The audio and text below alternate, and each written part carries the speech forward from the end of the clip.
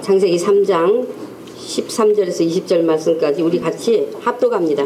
자, 시작. 여호와 하나님이 여자에게 이르시되 네가 어찌하여 이렇게 하였느냐. 여자가 가로되 뱀이 나를 꿰므로 내가 먹었나이다. 여호와 하나님이 뱀에게 이르시되 네가 이렇게 하였으니 네가 모든 육축과 들의 모든 짐승보다 더욱 저주를 받아 배로 다니고 종신토록 흙을 먹을지니라.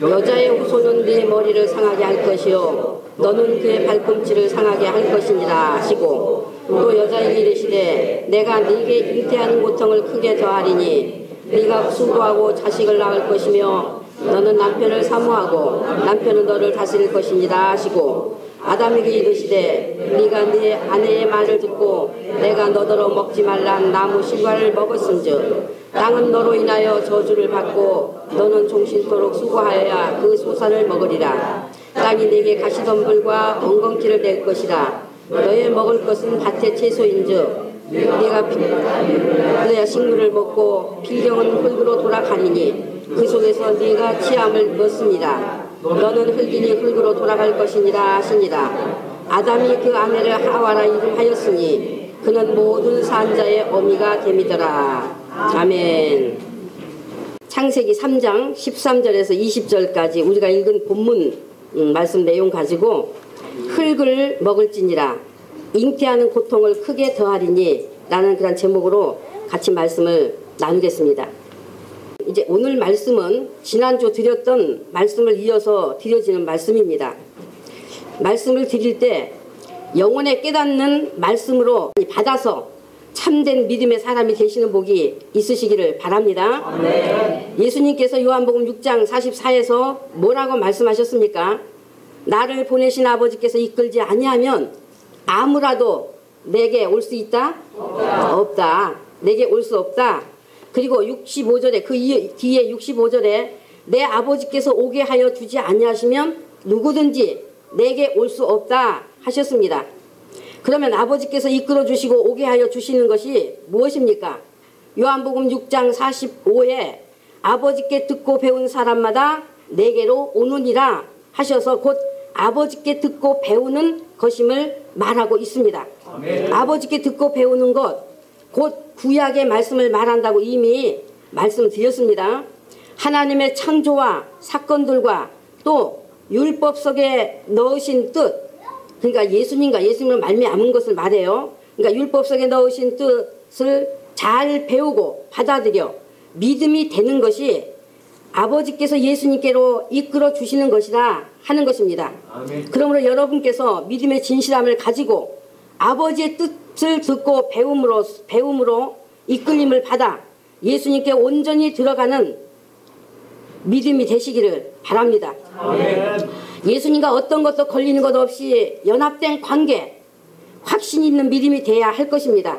그래서 오늘도 그 귀한 뜻을 듣고 배울 수 있는 기회를 주신 것 감사하면서 마음을 다하여 예수님을 알고 만나는 시간이 되시겠습니다. 네. 창세기 3장 10에서 아담이 내가 벗었으므로 두려워하여 숨었나이다 했어요.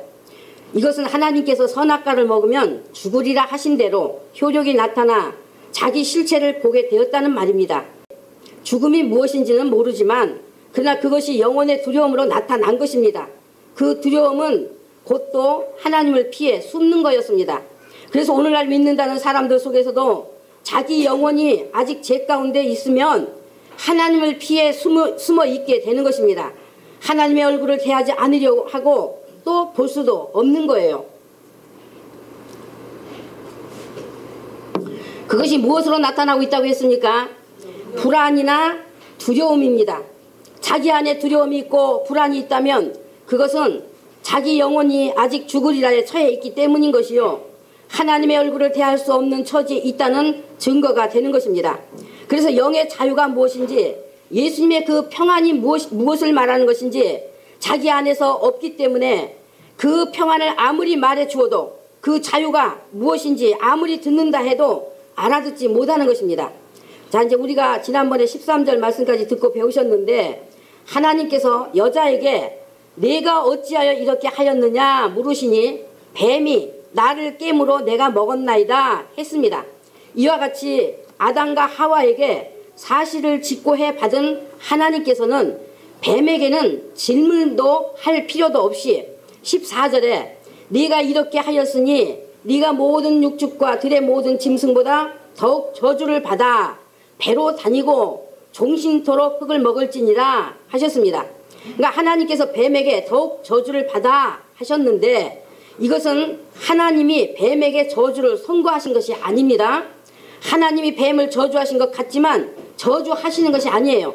사탄은 사람이 창조되기 전에 하나님이 되고자 하는 교만과 탐욕을 가지고 하나님께 반역의 죄를 범하여 스스로 저주를 가진 흑암에 갇힌 영이 되었습니다.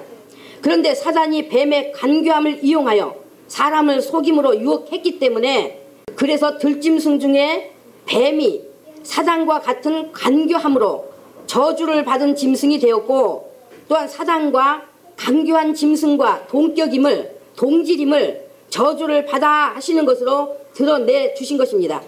다시 말해 이제 사단이 뱀과 같은 간교함으로 사람을 속여 묶을 것이요 자기 존재를 뱀의 형상으로 나타내고 섬김을 받으며 지배할 것이라는 것을 가르쳐 주시는 말씀이라는 말입니다. 하나님은 저주하시는 분이 아니에요. 저주하시는 분이 하나님께는 저주가 없습니다. 하나님께는 여러분이 이것을 분명히 아셔야 돼요. 누구든지 스스로 저주 가운데로 들어가는 것이지 하나님은 누구도 저주하시지 않습니다. 뱀에게 저주를 받아 한 것은 저주받은 사단과 함께 동격이 된 짐승이요 그러므로 이제 사단은 짐승의 영이 되었음을 선고하신 것이요 사단의 정체를 드러내 주시는 말씀인 것입니다. 그러니까 인간 눈에 보이지 않는 사단은 어떤 존재냐? 바로 뱀과 같은 존재다. 인간 눈에 보이지 않는 사단은 뱀과 같은 존재다. 그래서 인간이 뱀을 볼 때 사단의 존재에 대해서 알 수 있도록 하신 것입니다. 사단이 인간 눈에는 보이지 않는 저주를 가진 영인데 여러분이 잘 들으세요. 하나님이 사람도 저주했어요? 하나님이? 아니에요. 사람도 저주하신 것 아니에요.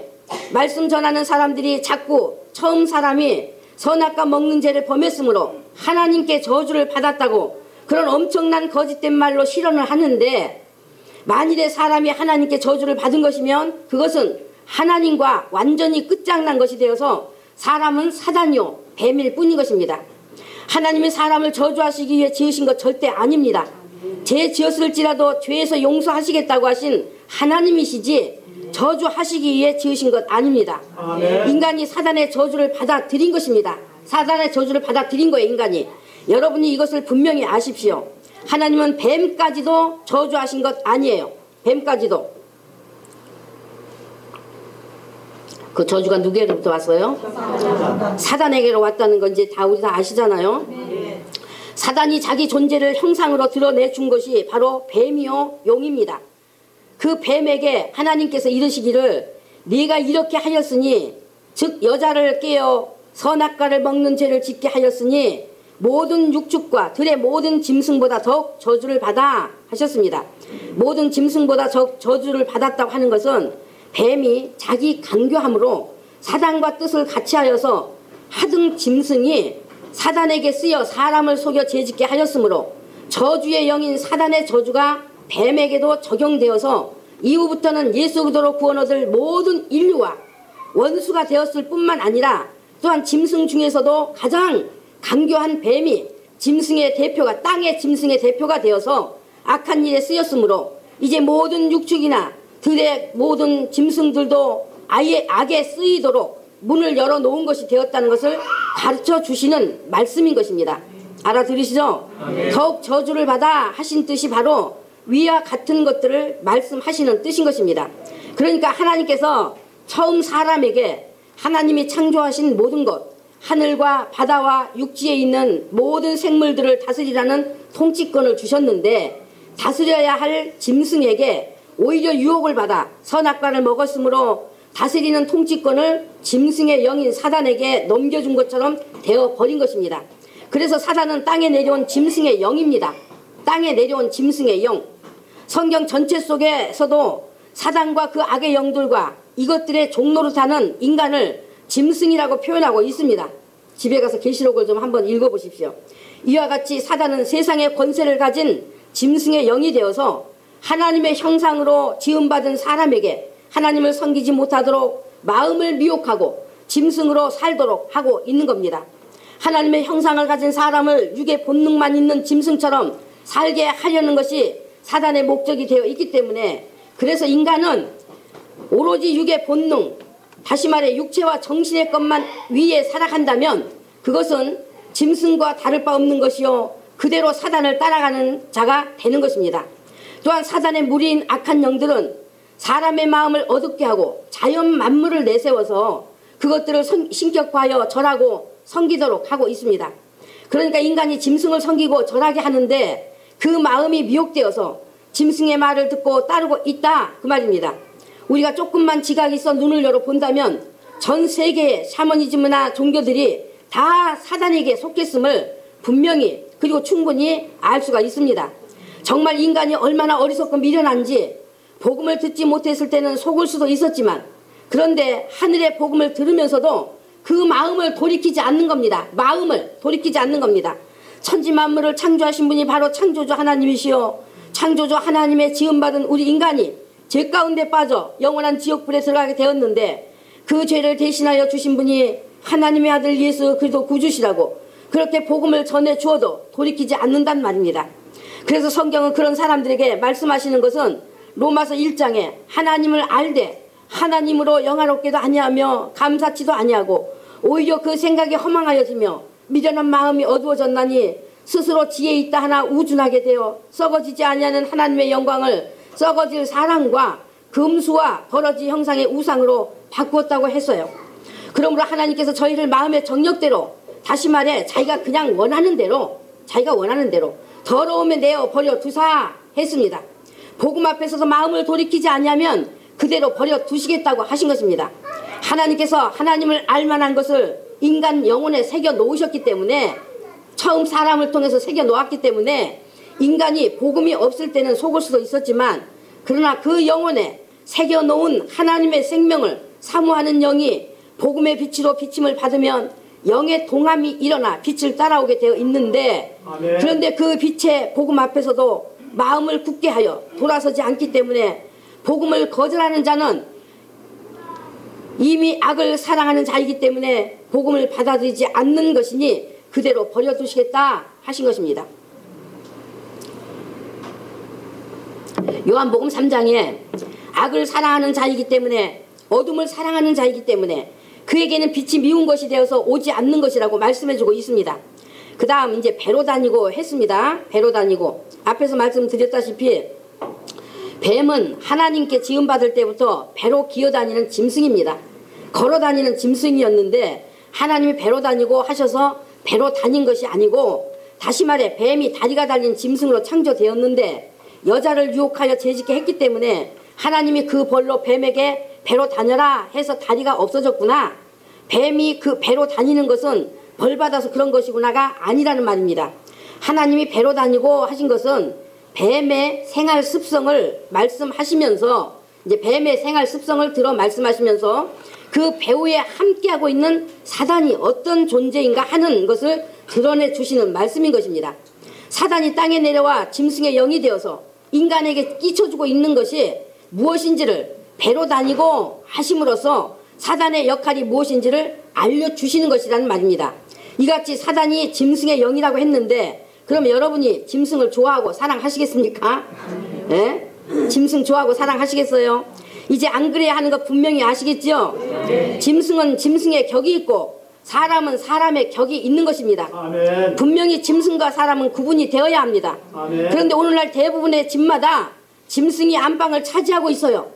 짐승이 주인 노릇하고 사람이 전부 다 짐승화되고 짐승에게 지배받고 있는 것이 여실히 증명되고 있습니다.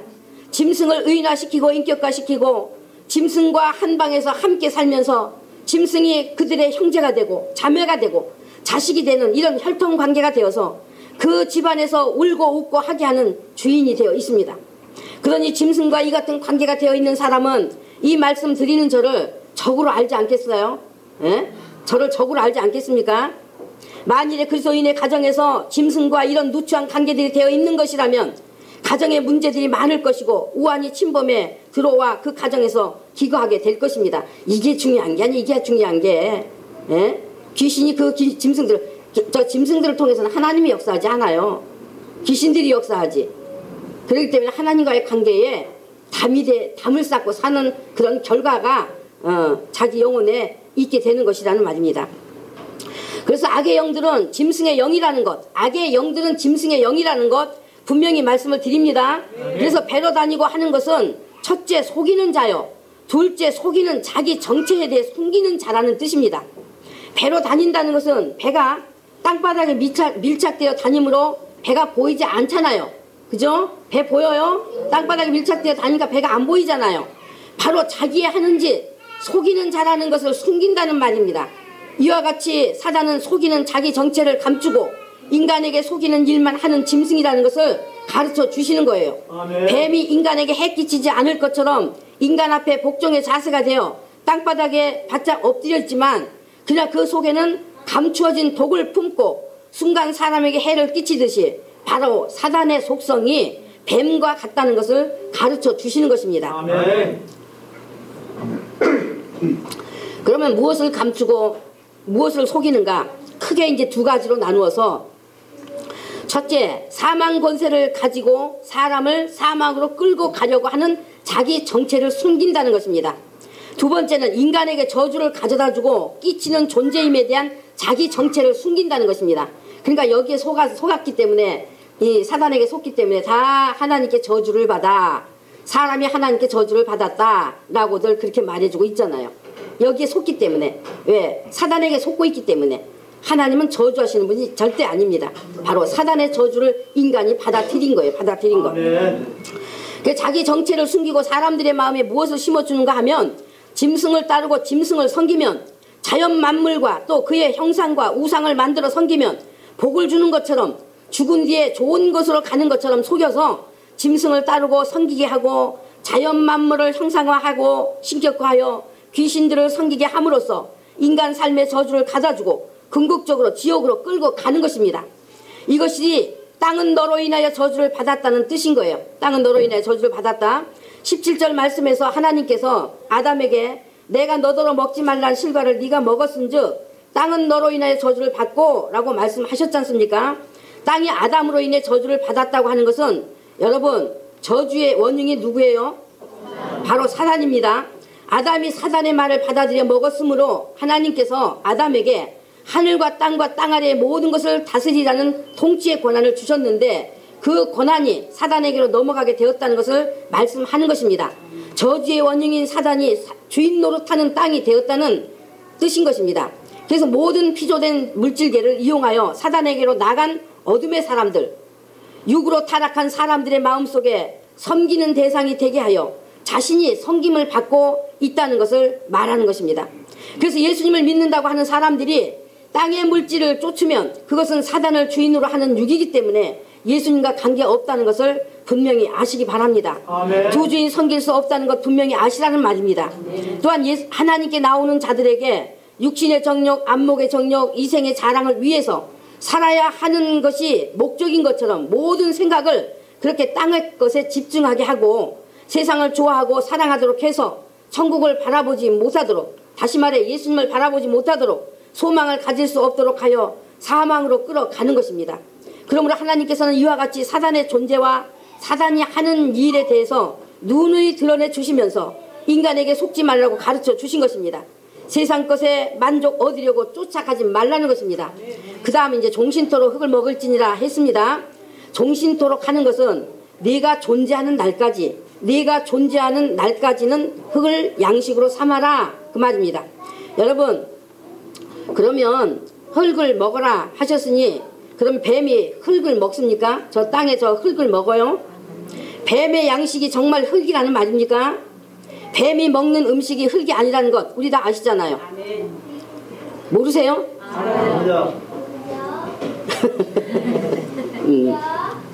모르시나 봐. 뱀은 육식동물이죠. 저 땅에 흙을 먹는 게 아니라 육식동물입니다. 쥐나 개구리 두더지, 새 등등을 잡아 먹습니다.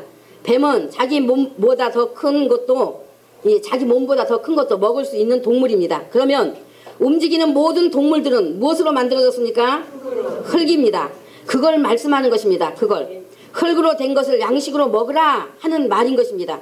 그런데 뱀에게 이르시는 말씀이 아니고 뱀은 너 흙을 먹어라 말씀하지 않아도 이미 뱀의 양식은 흙이 되어 있습니다. 뱀이 흙으로 된 육을 양식 삼아 먹는 것처럼 이제 이후로부터 인간이 하나님을 거절하는 자, 하나님의 말씀을 받아들이지 않는 자, 하나님을 떠나는 자, 하나님의 말씀에 불순종하는 자, 하는 자는 자기가 세상을 선택한 것이 되었으니 그는 흙으로 지어진 육밖에 되지 않는 짐승과 일반으로 이제 사단이 그런 자를 소유할 수 있고 양식으로 삼을 수 있게 되었다는 것을 사단과 사람 앞에 선언하시는 하나님의 공식적 선포이신 것입니다. 아멘. 인간이 스스로 선택할 권리를 가지고 그렇게 육의 것만 위해 사는 육체의 사람이 된다면 그것은 흙밖에 되지 않는 악의 길을 택한 것이므로 사단의 소유, 사단에게 먹힌 자가 되고 하나님 앞에서 살고자 하여 육의 것을 떠나 나와 선의 길을 택한 것이면 하나님이 함께 하시는 사람이 된다는 것을 선언하시는 뜻입니다. 선악과를 통해 선은 뭐냐? 하나님을 따르는 길이고 악은 사단을 따르는 길이라는 것 아셨지 않습니까? 그같이 사람은 육이냐 영이냐 하는 두 길이 나 있습니다.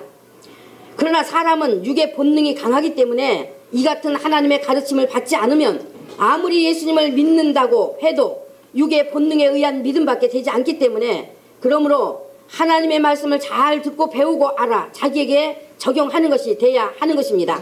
하나님을 떠나 흙으로 된 육체만을 위해 사는 자, 하나님이 필요 없다고 하는 자, 또는 하나님의 말씀과 자기 영혼에 관심 없고 세상의 것을 얻기 위해 믿는다고 하는 자, 다 하나님과 관계없기 때문에 사단이 그들을 양식으로 삼게 되었다는 것을 분명히 해주시는 하나님의 말씀이신 것입니다.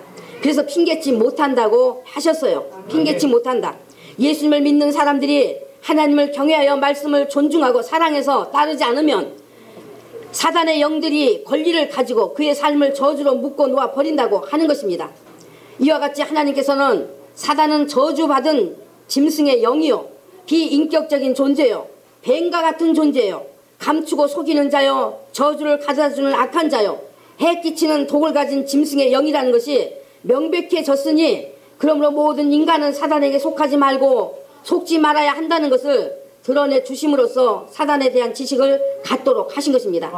그 다음 이제 15절은 하나님께서 처음 사람의 영에 이제 생명의 언약을 넣으신 언약의 말씀입니다. 언약의 말씀. 처음 사람의 영에 넣어준 언약의 말씀. 예수님이 죽으러 오심이 확정된 것임을 말씀하는 것입니다.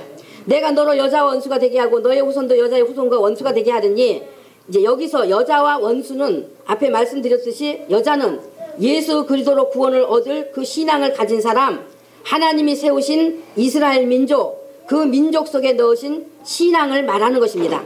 너의 후손도 여자의 후손과 원수가 되게 하더니 한 여자의 후손, 즉 신앙 속에서 나오는 후손이 있는데 그 후손이 누구시라고요? 예수님이십니다. 바로 예수 그리스도께서 신앙의 계보 속에서 태어나신다는 예시의 말씀입니다. 그런데 사람들이 여기 여자의 후손 하는 여기 여자를 예수님을 낳은 마리아만 말하는 것인 줄 알고 마리아 이야기만 하는데 물론 예수님을 낳은 마리아를 말하지만 그러나 마리아라는 그 한 사람 자체만 말하는 것이 아니고 바로 혈통의 죄를 유전시킬 수 없는 하와가 하나님께로 난 생명을 생산하는 산자의 어미요. 아멘. 그 어미로부터 여자의 후손의 언약이 또 산자에게로 이어져 가다 아브람과 그 후손 이스라엘의 신앙이 산자의 줄기에서 생명을 생산할 여자가 나온 곳, 그 신앙의 줄기에서 나온 신앙이라는 이것이 중요한 것입니다. 이것이 중요한 거예요. 이것이 중요한 것임을 말하는 것입니다. 생명을 생산할 수 있는 신앙이 산자에게 성령으로 생명이 잉태되어 태어나셨다는 이것이 중요한 것이라는 말입니다. 아멘. 또한 요한복음 4장에 율법에서 다시 말해 계대 혼인에서 생명 얻고자 했던 사마리아 여자에게 생명 보기를 고대하며 기다리던 사마리아 여자에게 그 생명의 실체이신 예수님이 찾아가셔서 아멘. 율법으로는 생명 얻지 못한다. 남편이 없다 하는 네 말이 옳다. 율법은 남편이 아니다. 네 남편이 아니다 말이죠. 그러니까 네 말이 옳다. 그러므로 그 남편에서는 생명 없다는 것을 예수님 자신이 너희가 소망하던 생명을 주시는 메시아 되심을 드러내시고 이제 생명이 있는 예배, 산자의 예배를 찾고 받으신다는 신약시대의 예배의 문을 열어놓으셨던 것입니다. 그래서 여자의 후손이라고 하는 것은 바로 아브라함의 후손인 이스라엘 속에 하나님이 넣으신 메시아의 언약을 가진 신앙, 예수 그리스도가 이 땅에 오시도록 해야 하는 그 사명, 예수님이 오시도록 하는 그 사명을 가지고 제사하실 그 예수 그리스도를 신앙하며 기다리는 이스라엘의 신앙과 마침내 예수 그리스도께서 혈통이 아닌 그 신앙이 산 여자에게서 나시는 것까지를 말하는 것입니다. 또한 생명 있는 예배까지를 말하는 것입니다. 여기는 생명 있는 예배까지를 말하는 거예요. 사마리아 여자에게 말씀하신 생명 있는 예배까지를 말하는 것입니다. 그러면 하나님께서 이스라엘을 왜 여자라고 하셨는가? 바로 예수님은 인간의 혈통에서 나실 분이 아니라는 것, 남자의 혈통이 아니라 여자에서 나실 분이심을 알고 여자의 후손을 기다리고 맞이하게 하시며, 그러므로 남자든 여자든 그 신앙이 있음이 산자요, 생명을 생산한 여자로 비유되고 있는 것입니다. 그래서 15절 16에 내가 너로 여자 원수가 되게 하고 너의 후손도 여자의 후손과 원수가 되게 하리니 여자의 후손은 내 머리를 상하게 할 것이요 너는 그의 발꿈치를 상하게 할 것이니라 하시고, 또 여자에게 이르시되 내가 네게 잉태하는 고통을 크게 더하리니 네가 수고하고 자식을 낳을 것이며, 이제 신앙에게 말하는 거예요. 신앙에게 이제 네가 수고하고 자식을 낳을 것이며 너는 남편을 사모하고, 여기서 남편 누구예요? 이스라엘에게는 이스라엘 백성은 누가 남편이에요? 여호와 하나님이죠. 여호와 하나님. 너는 남편을 사모하고 남편은 너를 다스릴 것이니라 하고 하나님이 이르신 이 말씀을 아담이 듣고 자기 아내의 이름을 뭐라고 했다고 했습니까? 하와라 했다 했어요. 20절에 아내의 이름을, 그러니까 하나님의 말씀을 듣고, 선고하신 하나님의 말씀을 듣고 언약을 이제 넣으신 하나님의 말씀을 듣고 20절에 아내의 이름을 하와라 불렀다고 했습니다. 하와라는 말은 모든 산자의 어머니 또는 생명을 주는 여자라는 뜻입니다. 생명을 주는 여자. 그러니까 아담이 하나님의 말씀을 듣고 자기 아내의 이름을 산자의 어머니여, 생명을 주는 여자여 라고 불렀다는 것입니다. 구체적인 설명을 다시 드리면, 에덴 동산의 아담은 예수님을 예표하는 자로 지음받았고 그의 통찰력이 대단히 뛰어났습니다. 하나님께서 아담에게 땅을 다스리자는 통치권을 위임하신 뒤 들의 모든 짐승, 공중의 각종 새, 모든 육축, 모든 생물들의 이름을 짓게 하셨습니다. 아담 앞에 끌어다 놓고 짓게 하셨어요. 그래서 아담이 그 모양새와 성격에 맞는 아주 적절한 이름들을 붙여준 것을 알 수가 있습니다. 그때 아담이 발견한 것은 짐승들이 암수로 짝을 이루어 생산한다는 것을 발견하게 되었어요. 그러므로 하나님께서 아담도 자기에게 맞는 짝이 있기를 소망하게 하신 것입니다. 그 소망 가운데 있는 아담을 하나님께서 깊이 잠들게 하시고 아담의 갈빗대 하나를 취하여 아담과 똑같은 사람을 만드시고 아담에게 이끌어 주셨을 때, 아담이 곧 후손의 생산과 생육을 돕는 자기의 배필이라는 것을 직감적으로 알고, 아담 자신은 남자요, 자기의 몸에서 나온 사람은 여자라고 아담이 칭한 것입니다. 하나님이 남자 여자 갈라주신 게 아니고 아담이 칭한 것이단 말이에요. 아담이. 아멘. 다시 말해 생육하고 번성하는 일에 아담 자신은 남자, 즉 씨를 주는 것이고, 이것이 남자의 뜻이에요. 남자의 뜻이 뭐라고요? 씨를 주는 거. 씨라는 뜻이에요. 씨라는 뜻. 남자 하는 것이 씨를 가졌다는 뜻이다 말입니다. 그리고 자기 몸에서 나온 사람은 여자, 즉 씨를 받아서 똑같은 형체의 사람을 내는 역할인 것을 직감으로 알게 되어서 그 뜻을 가진 여자라고 칭한 것입니다. 자기는 남자, 자기 몸에서 나온 사람은 여자라 칭했다는 말입니다. 히브리어 뜻이 남자는 씨라는 말이고 여자는 밭과 같다, 바구니와 같다는 말입니다. 그래서 아담이 이것을 직감적으로 알고 남자, 여자라고 칭한 것입니다. 그러니까 혈통의 죄를 유전시켜 주는 것이 씨에 있을까요? 밭에 있을까요? 씨에 있는 것입니다. 씨에. 그래서 여자가 인간 혈통의 씨, 남자의 씨가 아니라도 하나님 안에 계시던 인성의 생명이 성령으로 잉태되어 여자의 후손이신 죄 없으신 분으로 태어나실 수가 있었던 것이요, 이 신앙을 가진 처녀에게서 태어나셨으므로 여자의 후손이심이 증명이 되셨고 구주이심이 증명이 된 것입니다. 그러므로 이스라엘의 신앙을 여자로 표현한 것은 이스라엘의 사명은 바로 예수 그리스도가 오시도록 하는 것이요. 그것은 여자에게서 이루실 것이요. 그래서 신앙을 여자라 표현한 것입니다. 아담이 하나님께서 먹지 말라 네가 먹는 날엔 정령 죽으리라 하신 대로 선악과를 먹자 곧바로 자기가 벗었다는 것이 보였고 이내 두려움이 임했습니다. 그리고 벗은 자기 모습은 곧 흙인 육체일 뿐임을 직감으로 알았어요. 직감으로 알고 있는 아담에게 19절에서 본질을 분명히 말씀하신 거예요. 19절에서 하나님이 이제 너는 흙이니 식물을 얻기 위해 땀 흘려 수고하는 가운데 그 흙의 기운이 닿으면 흙으로 들어간다. 다시 말해 육의 자기 본의가 된 너희가 이제 그 육의 본의로 산다면 육체가 흙이니 흙으로 돌아가는 것처럼 자기 본의로 사는 자의 영혼도 똑같이 영이 두려워하는 그 죽음으로 들어간다는 것까지 말씀하신 뜻이라는 말입니다. 그러나 하나님이 두려워하는 아담에게 그 두려움에서 건지실 여자의 후손에 대한 언약으로 주신 계시의 말씀을 듣고 여기서 아담이 알게 된 것이 아하 선악과 먹도록 거짓으로 유혹한 뱀의 머리를 히브리어로도 헬라어로도 똑같이 머리는 이제 권세, 주인, 임금이라는 그런 뜻입니다. 그 뱀의 권세를 깨주실 분이 자기의 갈빗대로 만들어진 여자에게서 나게 한다는 것이구나. 여자의 후손으로 오시는 분이 뱀의 머리를 깬다는 것이구나 하고 알아들은 거예요. 아담이 알아들은 겁니다. 이것을 알아들은 아담이 자기에게서 나온 여자에게 생명을 주는 산자의 어머니요 라는 이름 바로 하와라 부른 것입니다. 여자가 죄를 짓지 않아서가 아니라 만지지도 말고 먹지도 말라는 말씀을 범하였으므로 여자도 똑같이 불순종했습니다.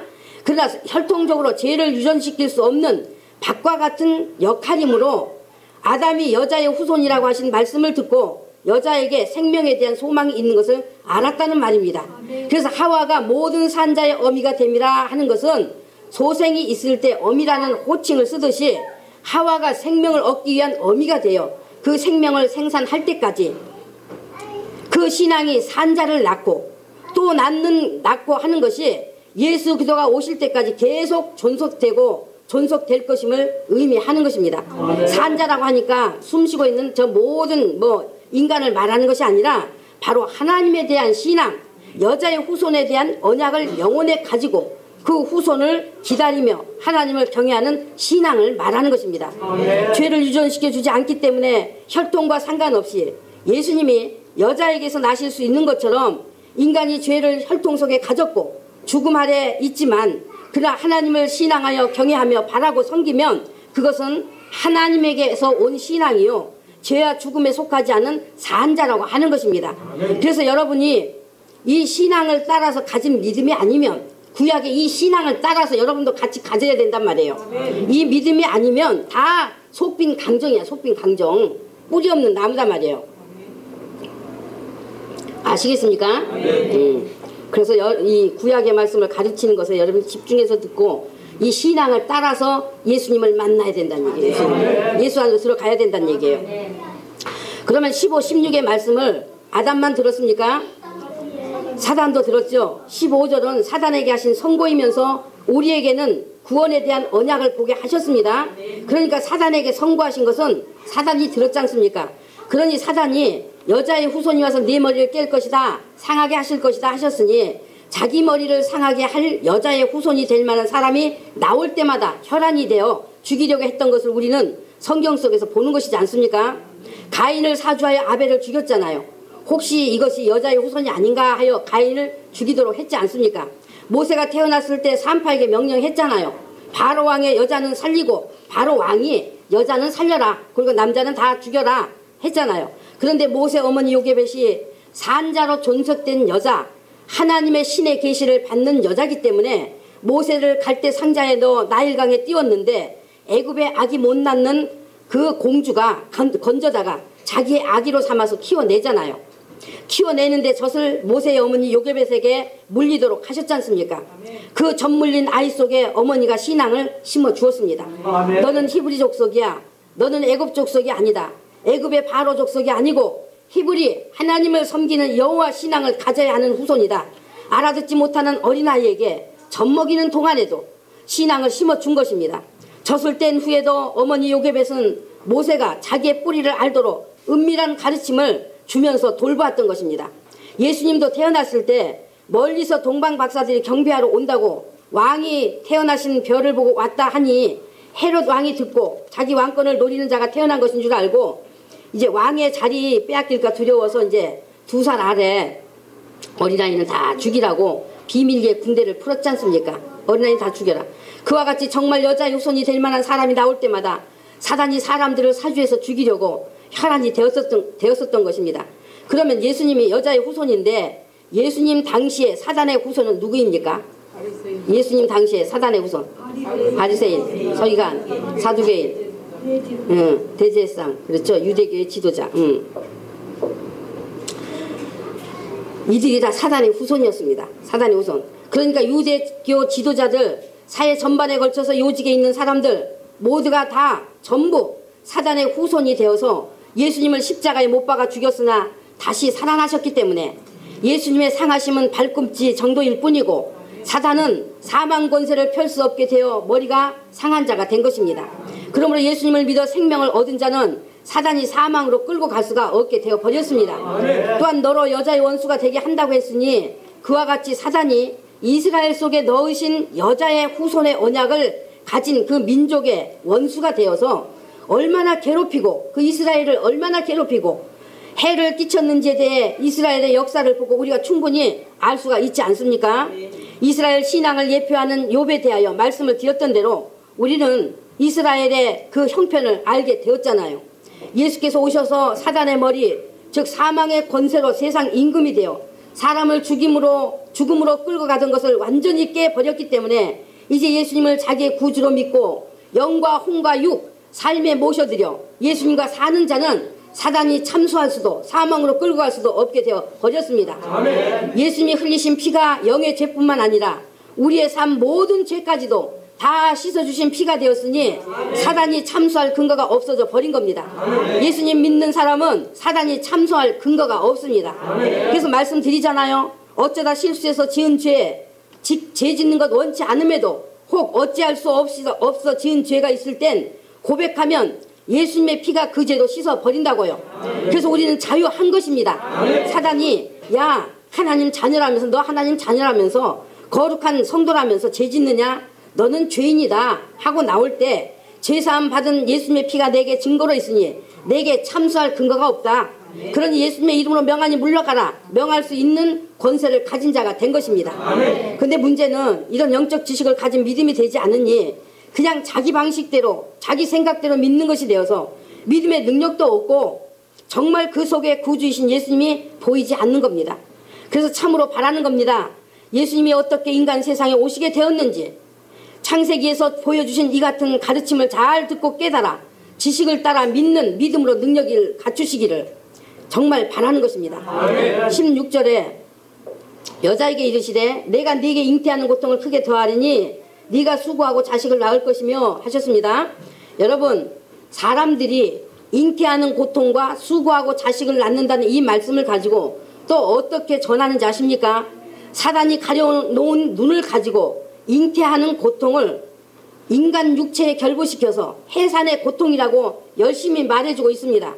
사단이 가려놓은 눈을 가지고 육의 눈만 가지고 이 창세기에 비밀로 하신 하나님의 생명의 뜻을 하나님과 어긋난 것들로 변질시켜 놓고 있는 겁니다. 사단이 가려놓고 막아놓은 것에 열심히 속고 자신이 속은 것을 또 속도록 속이는 말을 열심히 전해주고 있습니다. 잉태와 해산은 그 형편이 엄연히 다릅니다. 그 의미가 엄연히 다릅니다. 잉태라는 것은 뭘 말할까요? 임신이 되었다는 말이고 잉태라는 것은 임신되었다는 말이고 해산은 뭐예요? 낳는다는 말이에요. 낳는다. 그러면 잉태되었다고 해서 그때 고통을 겪습니까? 저도 아이 낳아 보았기 때문에 압니다. 저도 둘이나 낳았어요. 둘이나.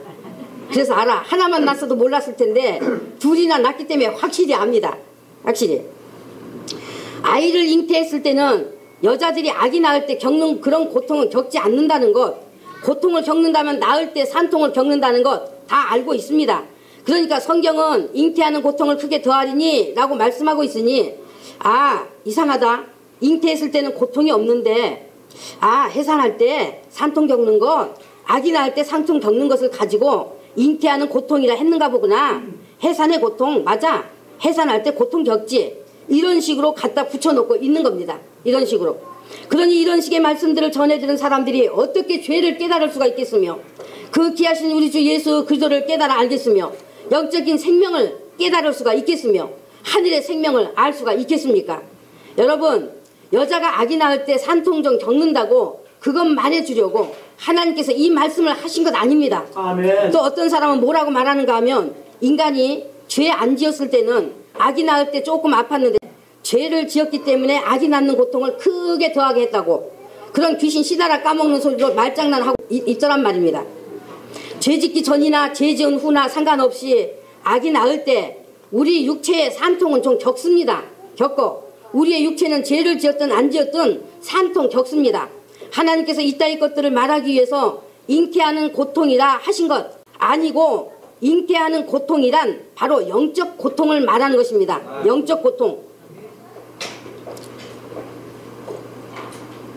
육체의 소욕을 쫓아 선악의 실과를 먹은 것은 영적 죄가 되었어요. 영적 죄. 영적 죄가 되었고 죽음이 들어왔으니 이제 자녀를 생산하는 데 있어 잉태된 자녀에게 자기 속에 잉태된 자녀에게 죄를 유전시켜 낳아야 하는 것이 고통이더라는 말입니다. 죄를 유전시켜 낳아야 되는 것이 뭐 몸에 아파야 고통입니까? 아파야 인간이 영이 말이죠. 예수 알지 못하면 지옥 가게 생겼는데 그 고통이더란 말이에요. 그 고통.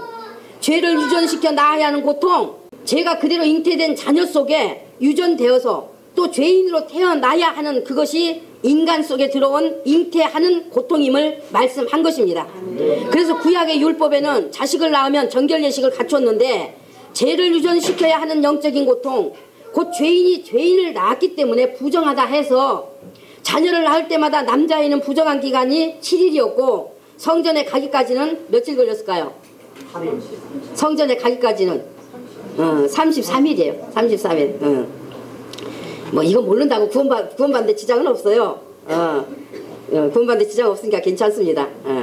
33일이 걸렸어요.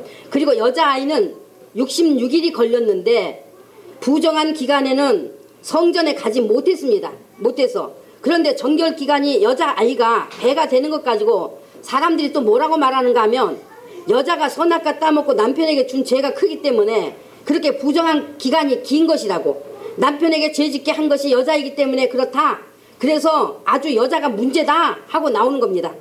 그래서 성경 보는 눈이 인간 자기 수준, 인본주의 수준이기 때문에 그러므로 죽었다 깨어나도 성경 바로 볼 수 없습니다. 만일에 선악과 먹은 그 죄질, 죄의 무게를 하나님께서 정말로 따지고 나오신다면 사실은 하나님께 직접 들은 아담이 더 큰 죄예요. 아담이 더 큰 죄. 여자보다 아담이 더 크다는 말입니다.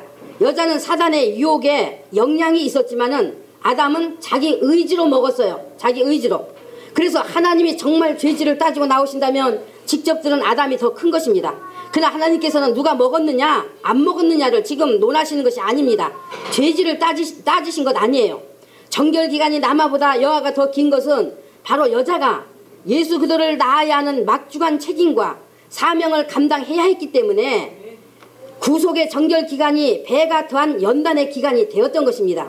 그리고 또 한편 남자아이는 아담이요. 아담은 예수님을 예표하는 것이요. 남자아이는 아담이요. 또 아담은 예수님을 예표하는 거잖아요. 그러니까 이제 예표하는 것이요. 여자아이는 예수님을 사모하여 기다려야 하는 이스라엘의 신앙을 예표하는 것이요. 그러므로 예수님을 예표하는 아담도 신앙을 예표하는 여자도 정결예를 거쳐야 성전에 들어갈 수 있다는 것을 의미하는 것이었습니다. 그래서 남자아이는 정결기간이 하나님의 수를 의미하는 33일이었고 여자아이는 사람의 수를 의미하는 66일이 정결기간이었던 것입니다. 사람의 수를 의미하는 66일이 정결기간이었어요. 그래서 이 기간이 끝나면 바로 반드시 어린 양을 잡아서 성전에 나가 부정을 벗기는 속죄제를 드려야 했어요. 그러니까 내가 네게 잉태하는 고통을 크게 더하리니 했습니다. 이것은 여자에게 즉 신앙에게 잉태하는 고통이 있는데 또 그 위에 가중된 고통이 있다. 여자에게 잉태의 고통이 이중 고통이라는 것을 말하는 것입니다. 고통 위에 고통이 있다는 말씀이에요. 그래서 자식에게 죄를 유전시켜야 하는 것이 잉태의 고통이고 또 그 위의 고통은 바로 여자의 후손을 낳아야 하는 고통임을 말하는 것입니다.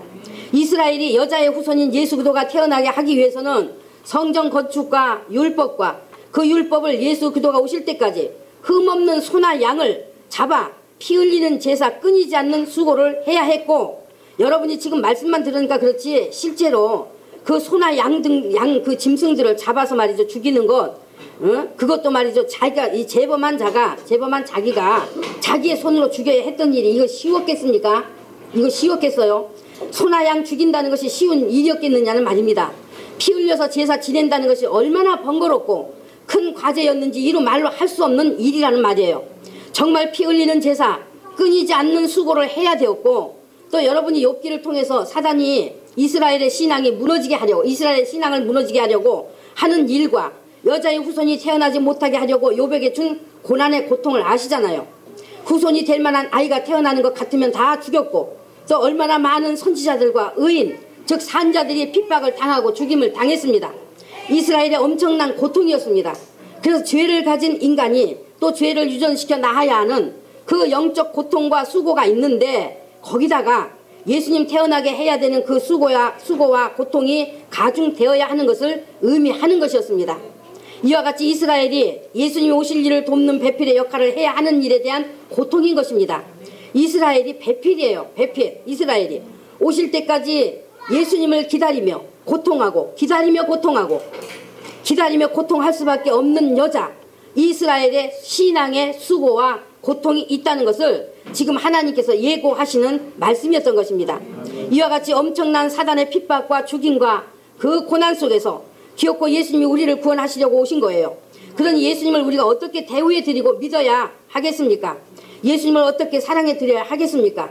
우리의 주이신 그 예수님을 우리가 이제 어떻게 믿고 사랑해야 하겠는가? 오늘 여러분이 믿음의 능력을 갖추시는 시간이 되신 줄로 믿습니다. 제가 말씀드리잖아요. 저 천국에 가면 바쁘니까 저 만날 시간 없다고. 네? 저 찾지 마시라고. 왜 바쁘냐? 성경 속의 인물들 다 다니면서 말이죠. 그때 어떻게 그렇게 하셨어? 그리고 이제 같이 좀 이야기 좀 나누고 궁금한 게 많거든요. 근데 난 성경 속 인물들이 다 친구라 그랬잖아요. 내 세상 친구 없다고 말씀드렸잖아요. 인물들을 친구로 하고 있다고 그러잖아요.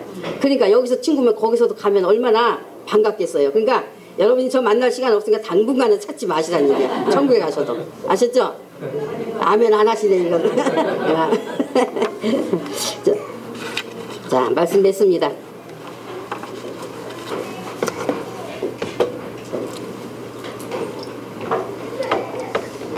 기도하겠습니다. 아버지 하나님 감사합니다.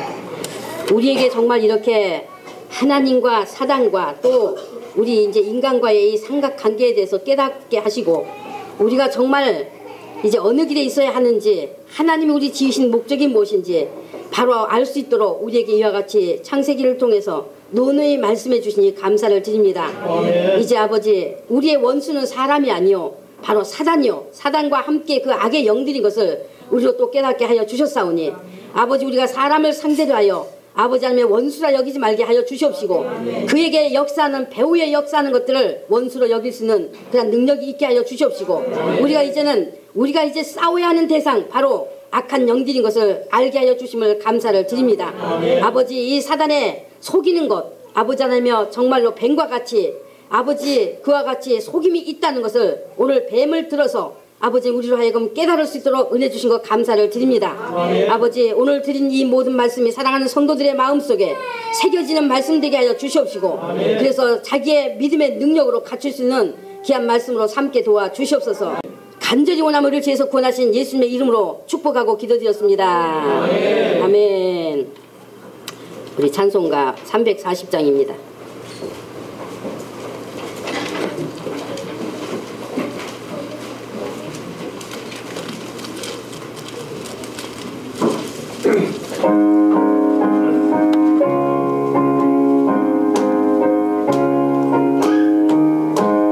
구주 예수 지함이 기쁘신 일세 허락하심 받았으니